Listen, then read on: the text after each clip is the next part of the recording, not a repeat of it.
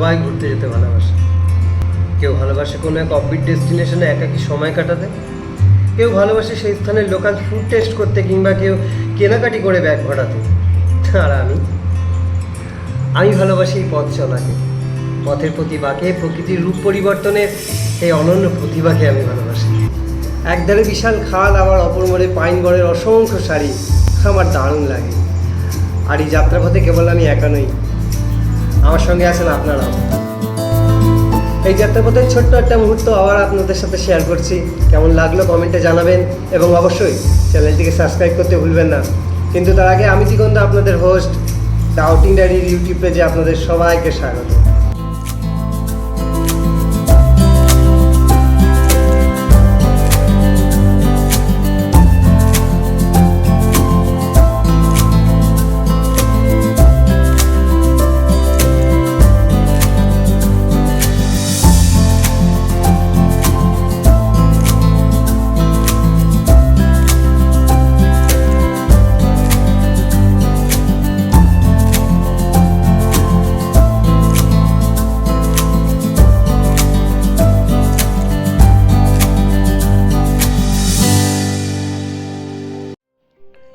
গল্পটা 2রা নভেম্বর 2022-এর।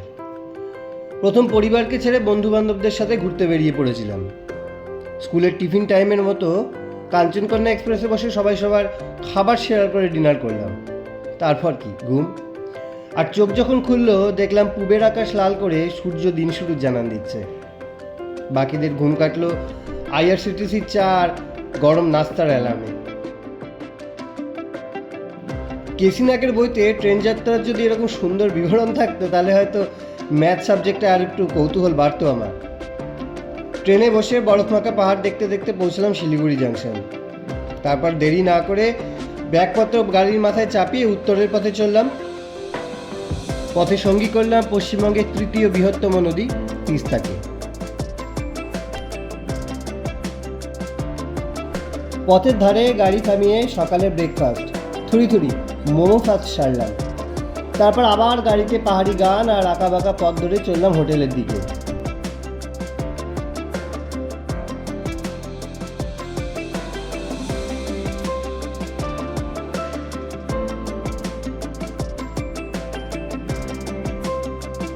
ক্লান্ত শরীর শান্ত হতেই বিকেলবেলায় সবাই মিলে বেরিয়ে পড়লাম।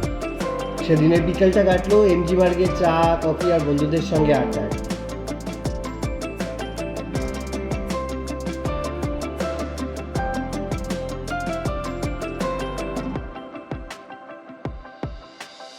ব্যালকানিতে দাঁড়িয়ে গরম চা আর পাহাড়ি সৌন্দর্যে চুমুক দিয়ে দিনটা শুরু হলো।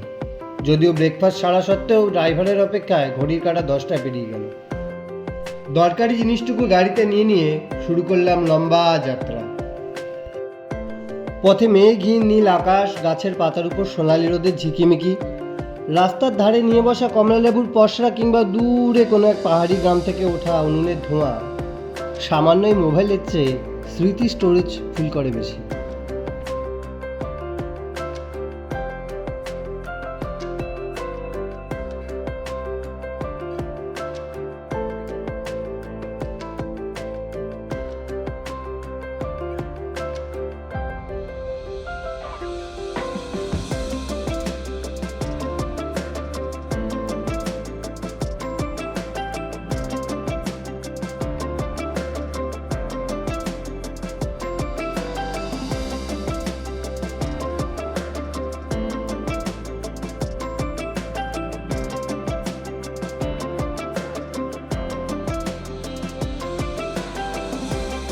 গন্তব্যের দূরত্ব কমে আসছিল, আর তার সাথে কমে যাচ্ছিল সূর্যের আলো।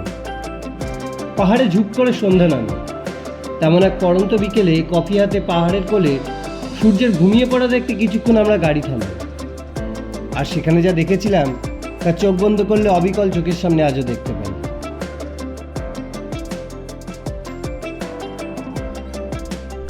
অন্ধকার গাঢ় হতেই সম্বল হলো গাড়ির হেডলাইটের আলো ও শুক্লপক্ষের অপূর্ণ চাঁদের রূপলি জ্যোৎস্না। আর সেই চাঁদের আলো নদীর জলে প্রতিফলিত হয়ে নদীর দুই পাড় আলোকিত করে তুলেছিল। দীর্ঘ পথ যাত্রা করে যখন আমরা লাচেনে এসে পৌঁছালাম তখন বলা চলে পাহাড়ে গভীর রাত। মন ক্লান্ত না হলেও শরীর তার ক্লান্তির জানান দিচ্ছিল, তাই চটপট করে চেক ইন করে নিজেদের ডিনার সেরে নিলাম। প্রচণ্ড ঠান্ডাতেও পাহাড়ি নিস্তব্ধতাকে পায়ে হেঁটে কিছুক্ষণ উপভোগ করে যে যার রুমে ফিরলাম। পরের দিনটা শুরু হলো নতুন উদ্যমে। যাত্রার গন্তব্য ছিল গুরুদোরমার্গ লেক। সেই যাত্রাপথের মুহূর্তগুলো আপনাদের সঙ্গে অবশ্যই ভাগ করে নেব, কিন্তু ততক্ষণের জন্য ছোট্ট একটু অপেক্ষা। ভিডিওটি ভালো লাগলে বাকিদের সাথে অবশ্যই শেয়ার করবেন। দেখা হচ্ছে খুব শিগগিরই। ততক্ষণের জন্য ভালো থাকবেন, সুস্থ থাকবেন।